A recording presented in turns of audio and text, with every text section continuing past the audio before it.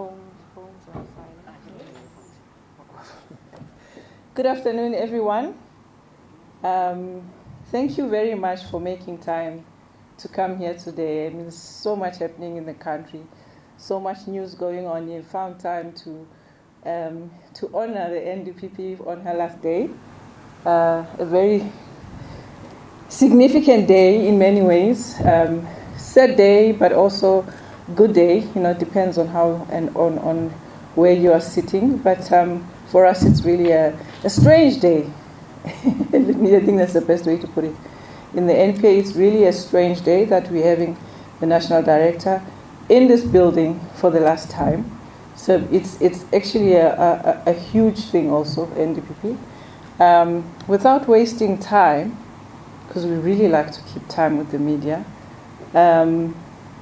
we did introduce the purpose of this meeting, it being the last day of the NDPP's tenure in the NPA, it being a Friday. She is going to give an overview of the annual performance, the last financial year, which was under her tenure. In fact, most of this current year also has been under her tenure, but obviously someone else will report on that, because it's just really short of 3 months before we could actually have another financial year. But the performance reporting from that year, and overall, generally, how the NPA has been doing since her tenure started, I think that's a very important reflection that she's going to make for us this afternoon. And without wasting time, really, introductions very quickly. Of course, you know the NDPP, but flanking here on the right is Advocate Shamila Batohi, who's the Acting Deputy National Director of Public Prosecutions for the National Prosecuting Service, which is the biggest unit in the core business of the NPA, and Advocate Tengwane, who's the Acting Deputy National Director, Public Prosecutions, AFU, Asset Forfeiture Unit. NDPP, I think I'm rushing because I really need to give this time to you more than it's about me. It's really about you and talking about your work. Thank you. Oh, can you see me behind these microphones? I think you guys need to put a stool here for me or something. I don't think you can see me. Maybe can you see me? Well, you fix it. All right. If you can, would be great. They do say dynamite comes in small packages.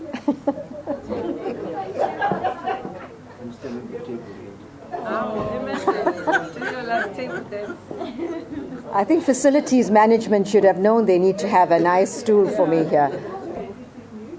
I can start if you're ready. Should I start, or do I need to wait? I need guidance? Okay. We have to just put them, all of them. Take them off the stands, maybe. Yeah. Okay. Especially this one. Is that yours? This is mine. Okay. This one. Like that I can. Okay, that sounds. And then are you able to? Yeah. Okay. And this is the part where you wait for me to reach my camera. I will. I promise. I promise I will. Okay. Just about make it. If those lights are very bright.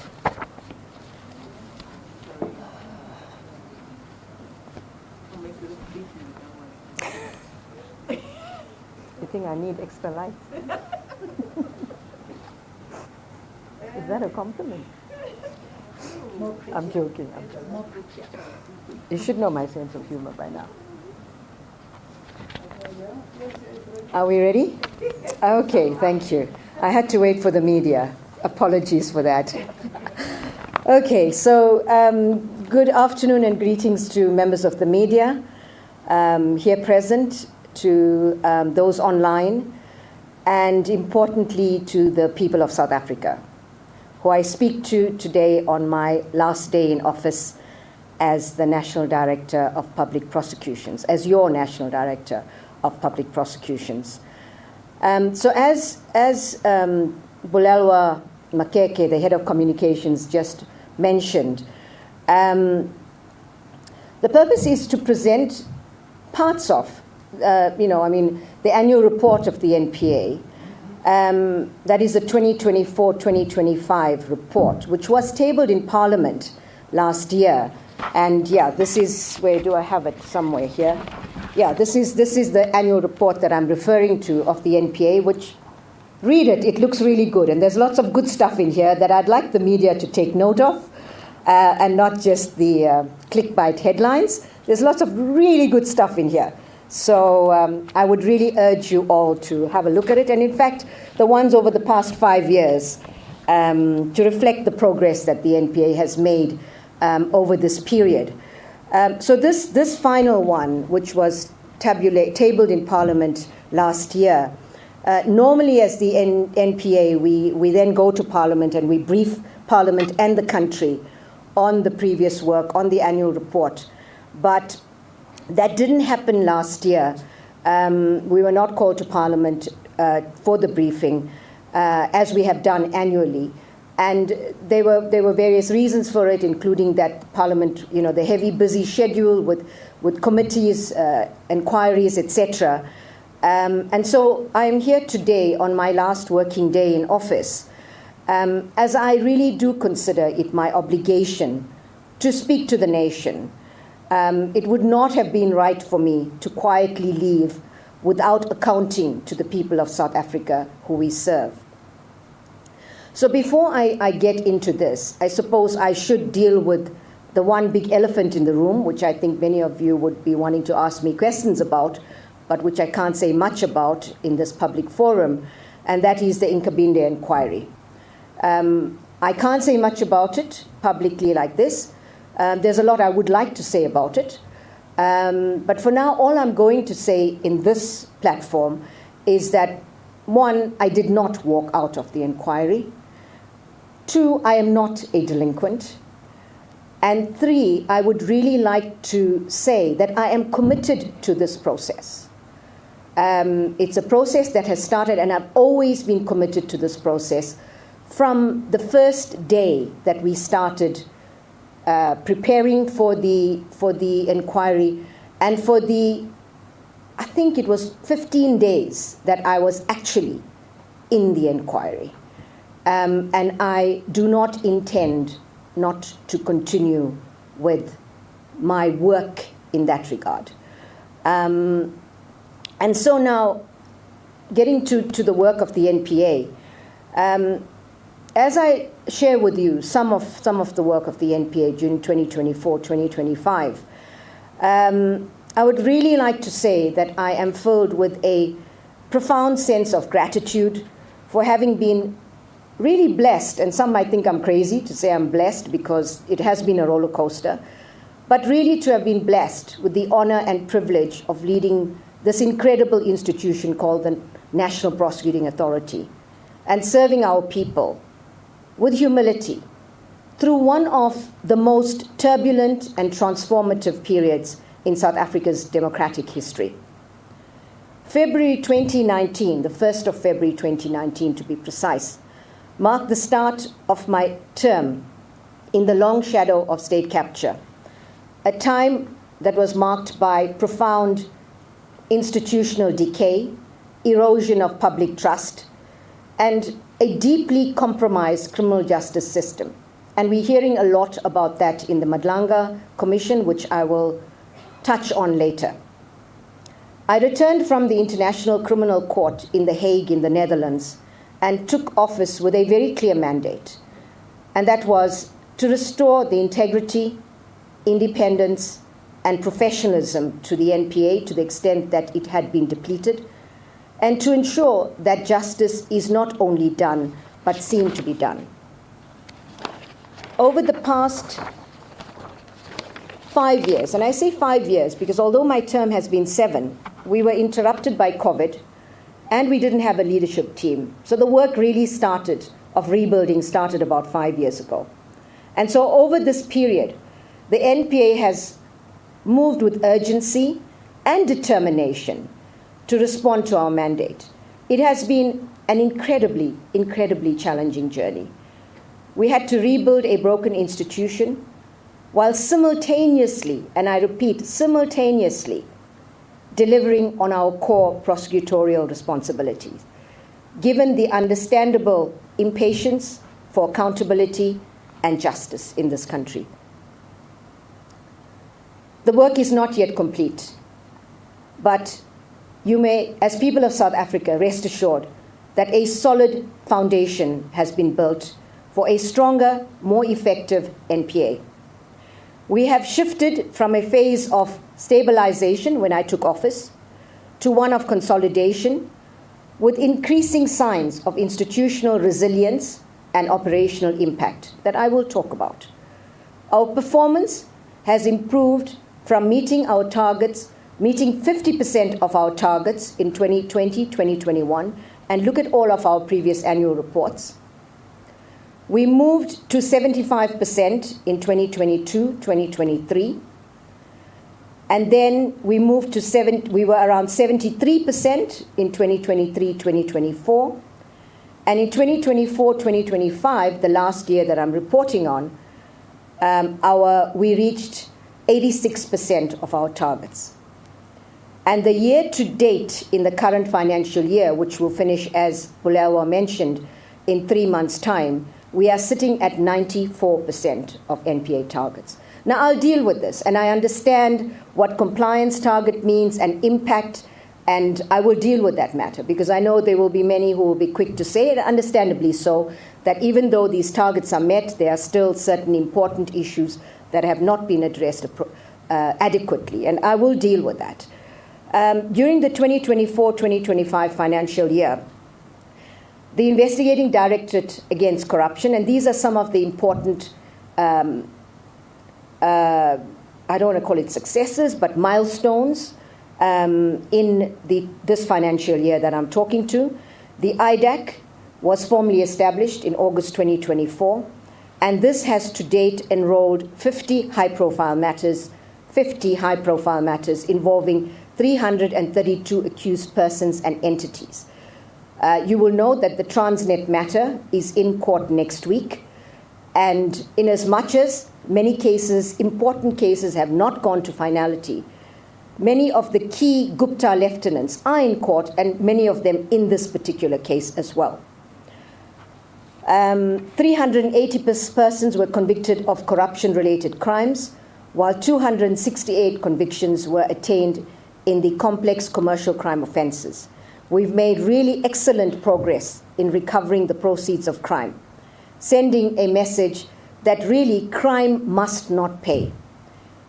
Accountability for organized crime, corruption, and other crime involving proceeds is two-pronged, and that has been our strategy. It's prosecutions and orange overalls, critically important, but another critically important aspect of accountability is bringing the money back. And so we have implemented the Corporate Alternate Dispute Resolution Mechanism, an innovative way of engaging with companies, and I emphasize companies, to deal with corporate crime more strategically. During this period, the Asset Forfeiture Unit recovered 1.96 billion and paid into the that amount. No, let me repeat that. They recovered 1.96 billion, and of that, 1.9 billion was paid into the criminal assets recovery account.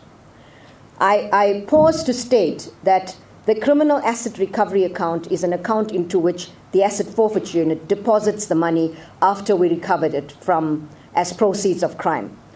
I pause to add that I think it must have been about a year or so ago, 2.2 billion rand from the criminal asset recovery account was used to fight the illegal mining crisis that we found ourselves in. And just recently, another 1 billion has been disbursed to the South African Police Service to fight organized crime. Also 100 million to fight gender-based violence. Looking back at the past 5 financial years, the value of monies recovered by the Asset Forfeiture Unit has produced remarkable results. The Asset Forfeiture Unit recovered 6.3 billion rand, with 4.82 paid to Kara and 1.477 billion paid to victims. The total recoveries over the past 5 years, and this is an important, very important statistic for accountability, the total recoveries over the past 5 years represents 47% of all recoveries made by the asset forfeiture unit since its inception in 1999. Since that time, 1999, the AFU recovered 13.29 billion, of which 6.07 billion was recovered in the past 5 years. So other key achievements during this period, we've been working with our partners in government, and we've had innovative partnerships with the private sector, which has resulted in the acceleration and expansion of the Thuthuzela Care Centers, which is a one-stop facility for support to victims on their road to becoming survivors of gender-based violence. There are 66 nationwide, and this is certainly not enough. We are also thinking ahead as the NPA. We developed our organized crime strategy. We all know that organized crime is morphing faster than any one of us would, and we adopted this strategy against organized crime, developed working with UNTOC experts, and that adopts a harm reduction approach and focuses on holding the kingpins accountable, following the money and not foot soldiers. We are finalizing national prioritization guidelines so that our prosecutors put their energy and limited resources where it matters most, and to ensure we maintain public trust. And I'll talk about that because I know there's a lot that we can talk about trust, particularly when it comes to dealing with high-profile state capture-related corruption matters, and I will deal with that. But to strengthen the institution, and I pause to emphasize that the importance of strong institution in a constitutional democracy cannot be underestimated. We need to build strong institutions that are fit for purpose, that can meet the challenges that we face today. And so this work of institution building, the drudgery of institution building, which does not make headlines, is incredibly important, and a lot of work has gone into ensuring that the NPA is a strong and ethical institution that can serve the public as it should. We've established the Office for Ethics and Accountability. And so, despite important progress in various areas, South Africans are understandably frustrated by the slow pace of complex corruption cases, and of course, the lack of orange overalls for the most egregious offenders, those most responsible, as we refer to. This frustration is real. I understand it. I feel it. The NPA understands it. But here's the reality. It is a sad reality. Globally, not just in South Africa, complex corruption and organized crime prosecutions take years. They require intelligence, documents from multiple jurisdictions that must meet admissibility requirements, skilled investigators, forensic analysis, and importantly, a justice system that can withstand relentless, and I emphasize relentless, delay tactics. Let us see what happens with the Transnet matter this week. So delays do not mean inaction. They mean that the work is difficult, intricate, and if we get it right, it must be solid to withstand any appeal. And we must get it right. So unless we as a country, as government, civil society, as well as private sector actors, address some of the systemic issues that affect the criminal justice value chain as a whole, many of our efforts to rebuild the NPA, despite the hard work and commitment of our prosecutors, will not yield the desired impact. In fact, if these issues are not addressed, the next NDPP will face the same fate and challenges that I have faced, and nothing much will change. It is therefore time that we consciously focus on addressing systemic challenges that affect the entire criminal justice value chain. And there's a number that I have here, and I'm going to go through it quickly because I do want to have more time to engage with you and take your questions. We need solid and reliable crime intelligence. We need a judiciary that is committed to dealing forcefully with Stalingrad or so-called delaying tactics. Recent attacks and the murder of committed investigators, lawyers, whistleblowers, and even prosecutors highlights the need for us to enhance their protection, both through legislation and all of the support that they need. These men and women are our first line of defense, and too many have paid dearly for their courage. Importantly, we need to align performance indicators across the criminal justice value chain. Otherwise, we will continue to pull in different directions. And yet our recent exit from FATF grey list was not by luck. It was an example of how successful we can be as a country if we work together collectively with common goals. We are committed to prosecuting corruption every day, every hour. But the truth is simple. No part of the criminal justice system succeeds alone. That is why, instead of seeing this as a moment of crisis in the criminal justice system, I welcome the Madlanga Commission of Inquiry. The NPA, regrettably, did not have its Nugent Commission like SARS, and it is time that it did have one. South Africa needs a full, honest analysis of the entire criminal justice value chain so that it can be strengthened as a whole. There will be no different outcome until such time as systemic issues and the rot within the system. And if there's rot within the NPA, we want that to be also addressed. All of the rot within the criminal justice system must be addressed once and for all. This is our opportunity to really take on board recommendations from the Madlanga Commission and make very important reforms across the system. Today is my last day of office in office. I leave behind an NPA that is more independent, more credible, more resilient, and more future-ready than the one I inherited when I took office 7 years ago. Because this fight was never about one individual. It is about one truth, that in South Africa, no one, no matter how powerful, must be above the law. This journey would not have been possible without the dedication, resilience, and integrity of the men and women in the NPA. At strategic levels, leadership levels, and mostly, I thank the foot soldiers, all of you prosecutors across the country in the most rural areas that are fighting the good fight. Under the guidance of the Directors of Public Prosecutions, I include here the investigating director as well as the various special directors, as well as support from all our support services here. I said to them yesterday, you are all fighters for justice and the rule of justice and the rule of law in our country, who fight often without recognition, but always in the service of justice and the people of South Africa. This has been an extremely difficult and challenging, but purposeful journey, marked by complexity, pressure, and moments that have tested our resolve, both individually and collectively. Throughout it all, I have drawn strength and commitment and resilience from those around me and the prosecutors on the ground.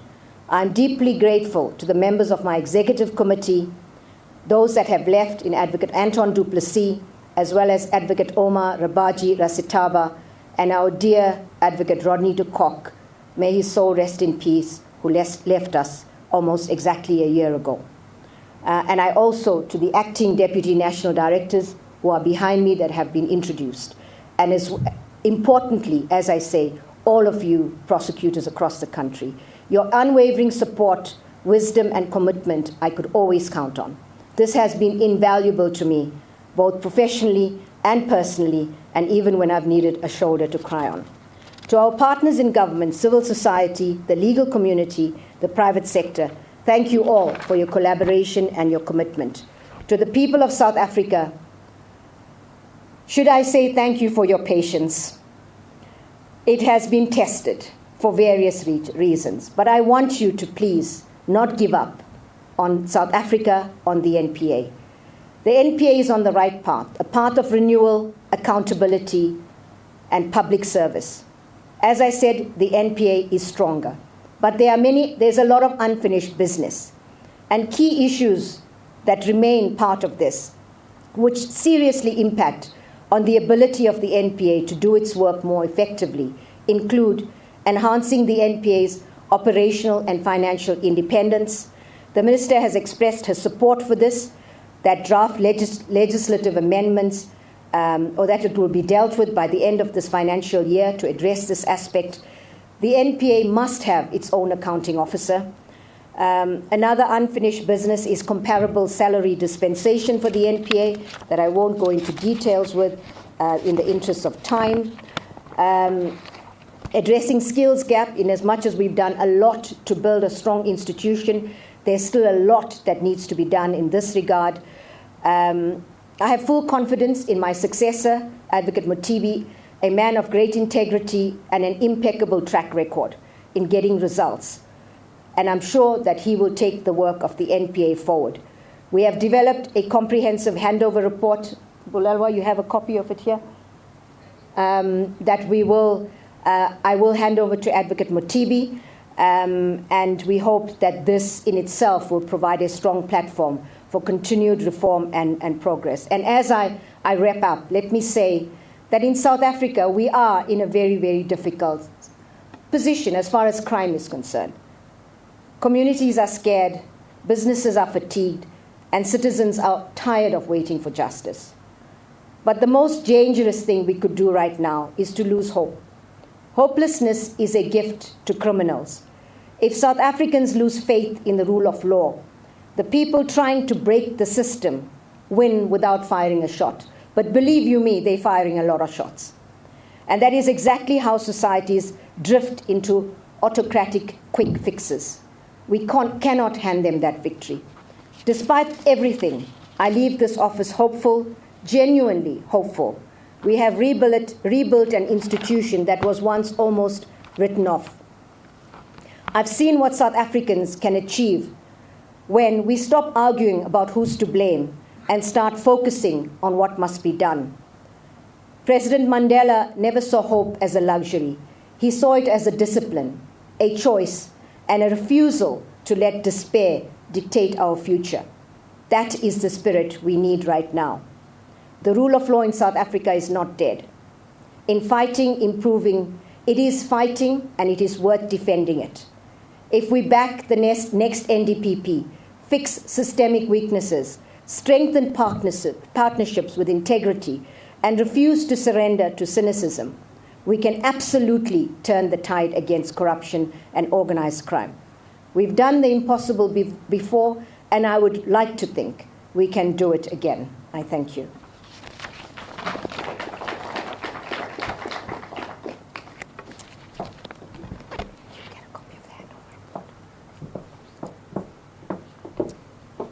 Okay, I won't move the mics because you're going to be back up here again answering questions. So thank you very much, colleagues. What you would have noticed is that we kept it brief, high level. So that, and NDPP did say already that she's hoping to have more time to engage on just really telling you something that you already have. We have our annual report that is available, and I believe you would have received your, as you were coming in, we've got a QR code where you can actually scan and get the presentation that highlights all the successes from the annual report. So that's where you will get all the information about the states.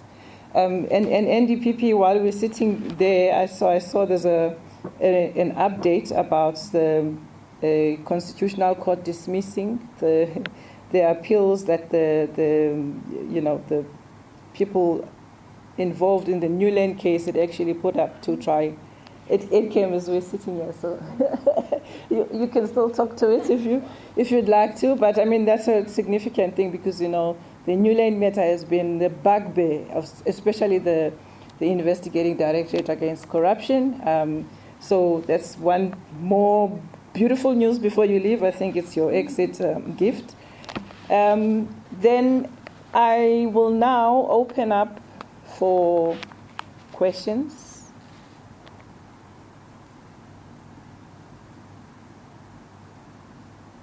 Spamanda, and you know, okay, I kind of know everybody here, but still, when you ask your question, just identify yourself and indicate which newsroom you come from, which media house you come from. Spamanda, you're first, and is the. My name is Spamanda. Wait, let me just identify, because then NDPP will come up, and so it will be Spamanda, and where are you sitting at the back? Wouldn't you like to come closer? ENCA.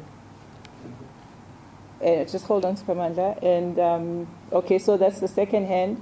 And can I have the third hand, please? Okay, those two for now. Spamanda, you may start, and as you ask your question, identify yourself again. Yeah. Thank you very much. My name is Incremental from NDPP. Really, there is a lot of work that you leave behind that needs to be done in terms of fixing the organization. If you were to elaborate for us in terms of this unfinished business, what would you say are the things, top 3 things that need to be worked on to fix the NPA? Number 2, in the past you were quoted as saying the NPA was infiltrated. Were you able to clean it up? And number 3, in hindsight, I know you have spoken about it in the inquiry. In hindsight, do you regret your conduct and behavior at the Ngabile inquiry?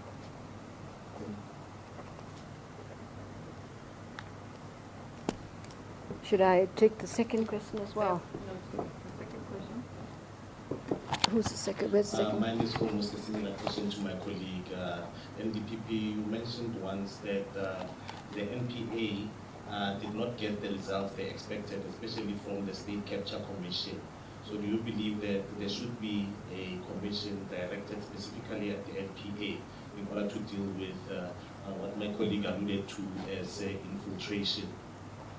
And when you came in, you did mention that the reputation of the NPA was not that good. Do you believe that you're leaving it with a much better reputation, considering most of the high-profile cases you've had? Thank you. Okay, those two. Okay, thank you very much for those questions. Sipamanda, first, the fixing the organization and the unfinished business. That's a really important question. I'll tell you why. And maybe sort of this my response will be linked to the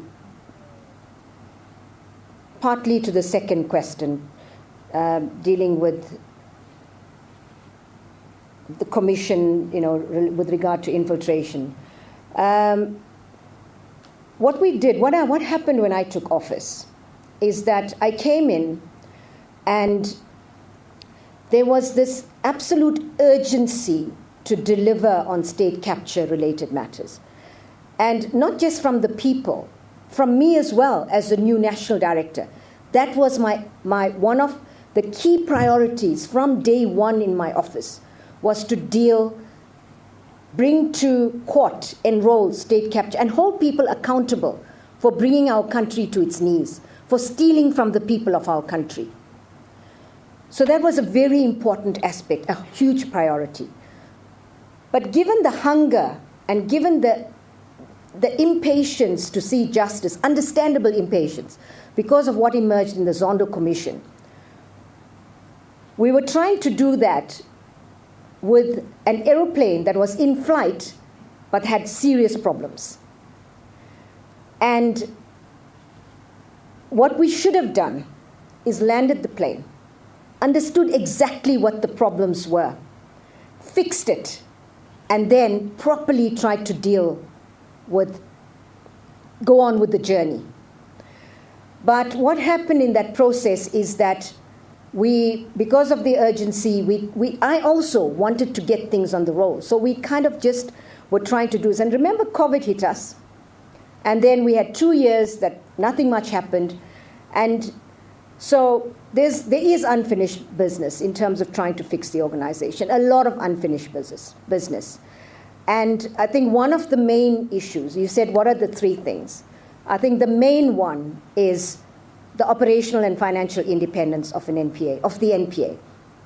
The NPA is the only entity in the criminal justice family, let me put it that way, where the head of the NPA or the head of the entity is not the accounting officer of the entity.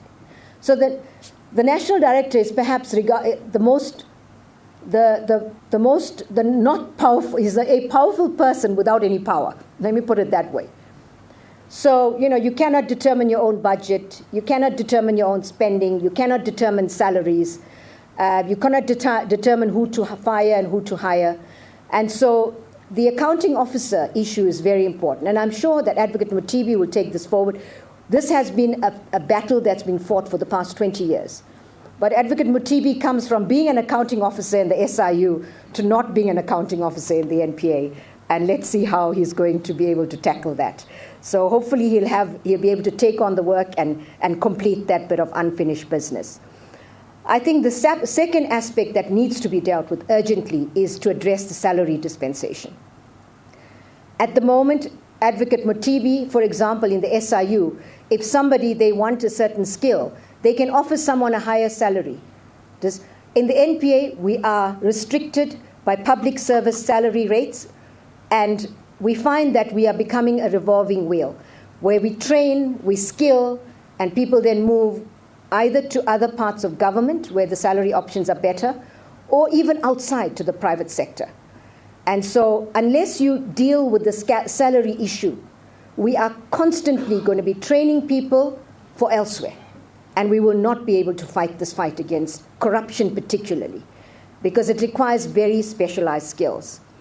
And I think the third one is to have the capabilities and capacities to deal with corruption in terms of, having your proper financial investigators with skills that are required, your data analysts.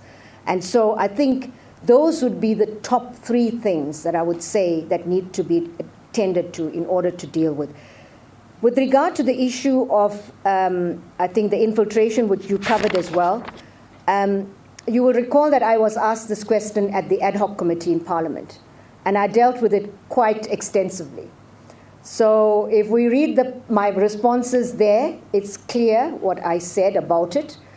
I said in Parliament, and now it's of public record, that I didn't, I suppose, the use of the word infiltration was, induced a sense of shock at the time.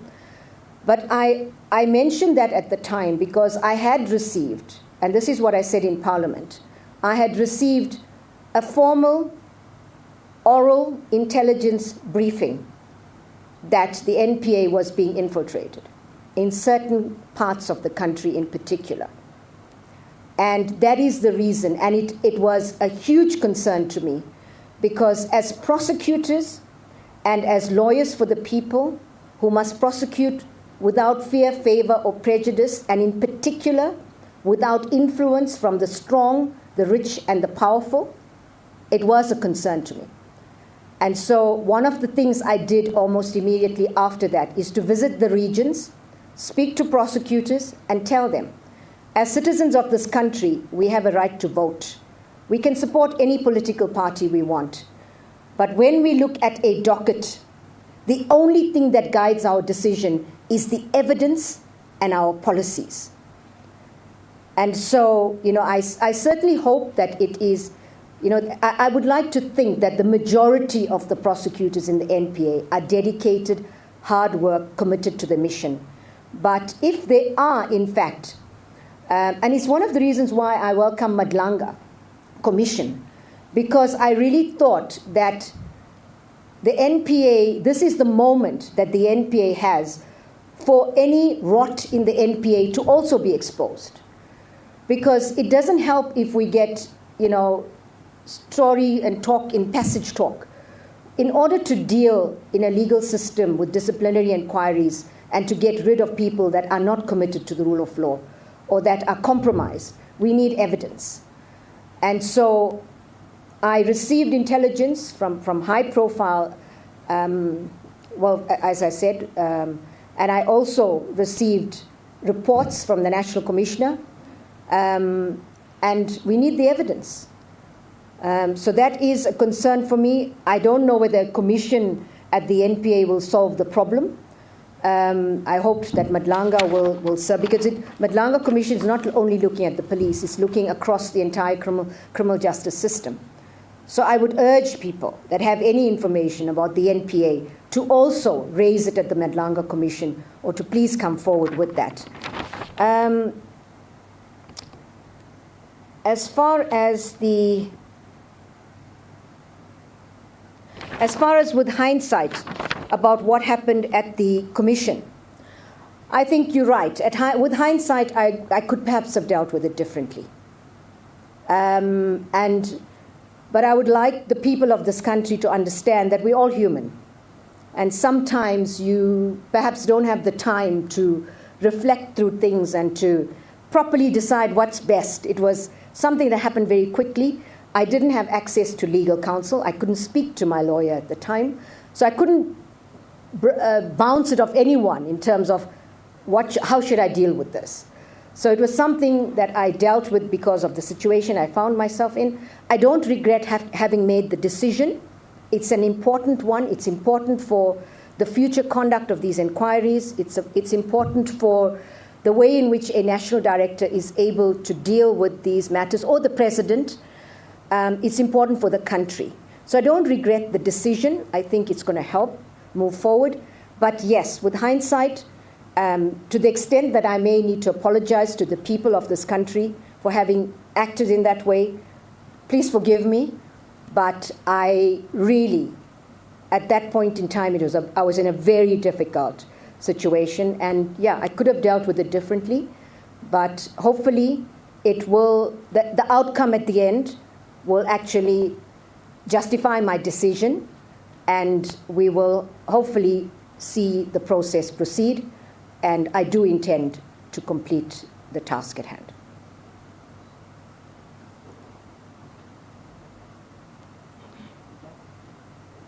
The second, Are there sorry. any more?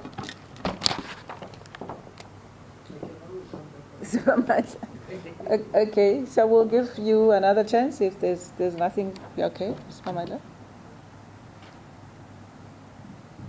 Sorry, but thank you again, Sipamandla from. Oh, there was another EFCA. question. Sorry, I didn't answer the other question. There's one last You question. didn't answer that one. Yeah, Skubul says it. Sorry, you asked a very important question, and I was not trying to run away from that one. You said the NPA. I said the NPA was not in a good position. Is it in a better position? And I think that depends on the lens through which you look at this. And in order to answer whether the NPA is in a better position, you've got to understand what is it that you consider that better position to be. And if that better position is that there haven't been any state capture and other high-profile related corruption matters that have gone from enrollment through to finalization of the trial, then yes, I agree, the NPA is not in a better position. And sadly, that is what is driving public sentiment and public assessment of the NPA.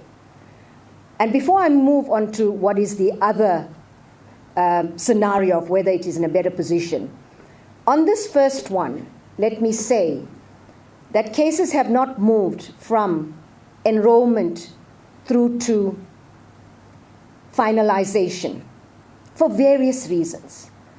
The fact of the matter is, even though the Guptas have not been extradited, and yes, the NPA still gets blamed for not having brought the Guptas back, when in fact I have explained ad nauseum about what happened in the UAE. But there will be another extradition application. I was hoping it would happen in my term, but sadly it hopefully will not be too long when that happens, with more charges. But they are not back. But key Gupta lieutenants, the ones that moved allegedly, well, no, we do know that they were in Transnet, Eskom, are in court. They will be appearing, many of them next week. And that is not a sign of weakness, but the system after that, of course, it is a sense of incredible frustration that cases do not move through the system to finality for various reasons. And it requires very, very strong case management. Maybe it requires a specialized court for corruption or procurement-related corruption cases. It is so important. And so the frustration of the NPA to stop Stalingrad tactics, the rule of law, confidence in the rule of law, does not happen by enrollment of cases. Confidence in the rule of law is when cases move through the system to finality. And let me say, in our next FATF assessment, starting in June and for 1 year in 2027, the decision will be made whether we go back into grey list. This assessment, they looked at enrollments. The next one, they're going to be looking at finalization. So unless the system does not change to move cases quickly through to finalization, we are at risk with regard to FATF. So if you ask whether the NPA is in a better place, and that is the lens and the measure, then I would say, sadly, we're not.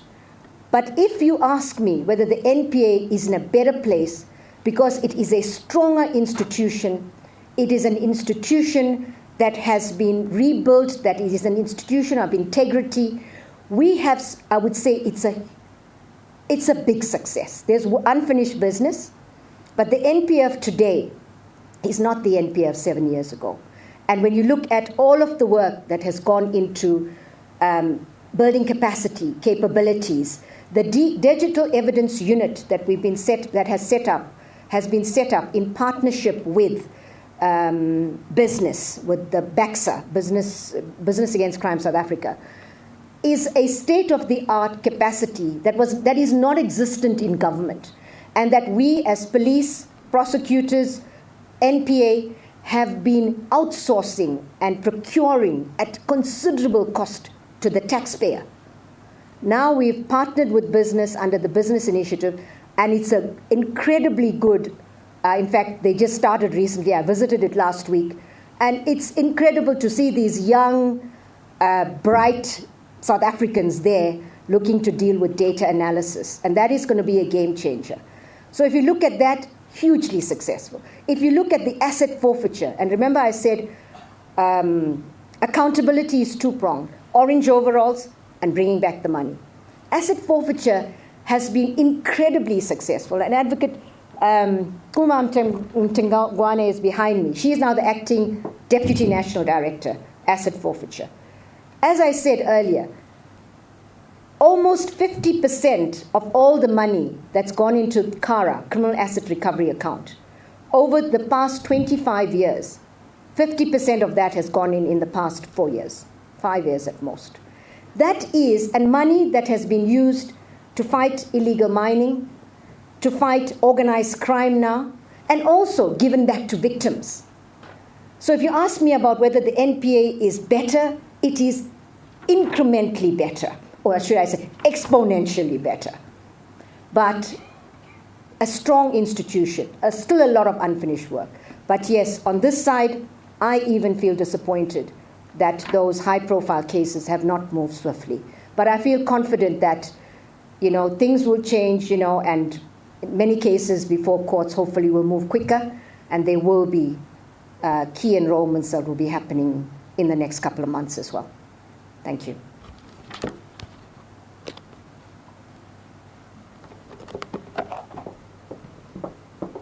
Giving you a chance, Pamanta, again. Any other? Okay. Proceed. Thank you very much, Supermanta from ELC again. Do you think you got enough support from all stakeholders to be able to do your job? Did you have that support? Number two, your critics have said you were very arrogant and somehow squandered goodwill. People that I hold. Sorry, just one moment. Sorry, the first part of your question, my apologies. Do you think you had enough support? Enough support, got it, yeah. Yeah. Mm-hmm. Number two, your critics have said that you were a bit arrogant and somehow squandered public goodwill because many squandered? Public goodwill, the trust of the people, they had high hopes in you. But somehow your performance does not reflect that hope. And number three, did you ever feel that someone was putting political pressure on you not to deal with certain matters?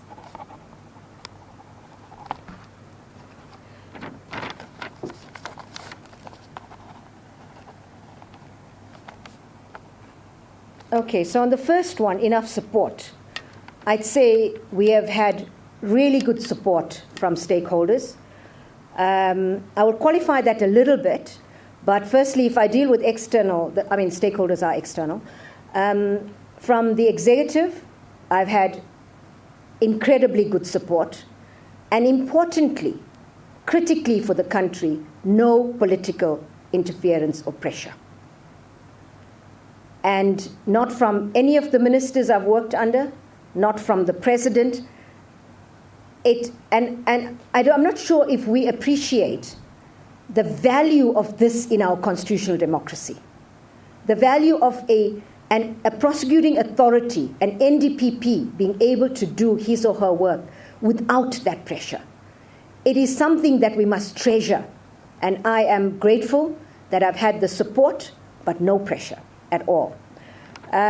With regard to stakeholders, yes, we've had support from stakeholders. I do think that we need to, as stakeholders and partners in the system, hold each other accountable more. I think there's relationships which are important because you need to have good stakeholder relationships, but we need to have maturity in our relationships where we're able to hold each other accountable across the criminal justice system and still work together. So I think there has been generally good support. With regard to arrogant, that's, yeah. So Cleopatra was called a manipulator, and if she was a man, she would have been called a strategist. So I don't know. I've always tried to be a humble civil servant. My people that work with me will tell you that. And the public goodwill, I hope you haven't lost faith and trust in me as a human being, but in the NPA, more importantly, as an institution. Because as I explained to you, I don't want to be defensive. We must appreciate the huge challenges we're facing in this country. I agree, corruption cases must move quicker.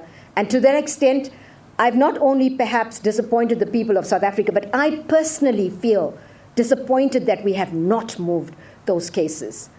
And so I want to really implore the public to not lose faith and not lose hope in good people trying to do their best under the most incredibly difficult circumstances. And I'm not just talking about difficult circumstances relating to the complexity of cases, but where witnesses are being killed, investigators are being killed, prosecutors are being killed. And to put your lives on the line to fight this important fight is not easy. So all I want to say to the people of South Africa, please don't give up hope, because if we do, then we really don't have anything. But from our side as public servants, you may rest assured we will fight as hard as we can. Thank you.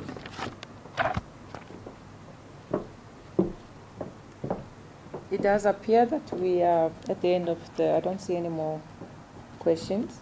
And so with that, we then finish our media briefing with the NDPP, and we wish her well as she rolls over into retirement and a life of pleasure and leisure. And thank you very much, ladies and gentlemen. That is the end of our briefing.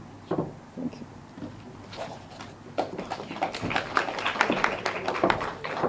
NDPP.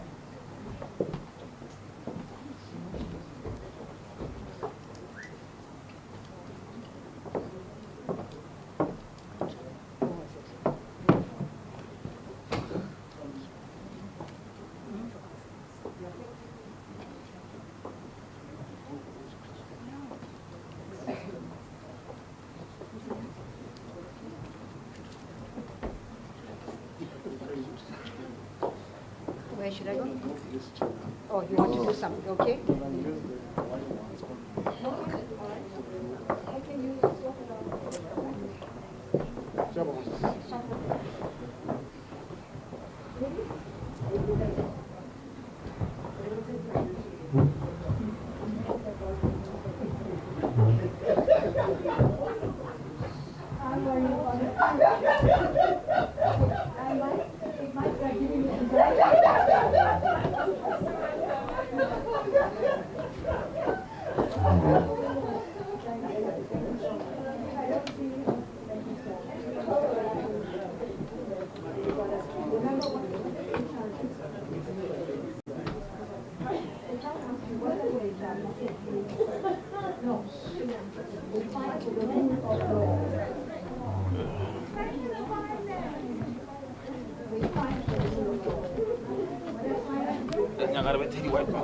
Before a class sheet.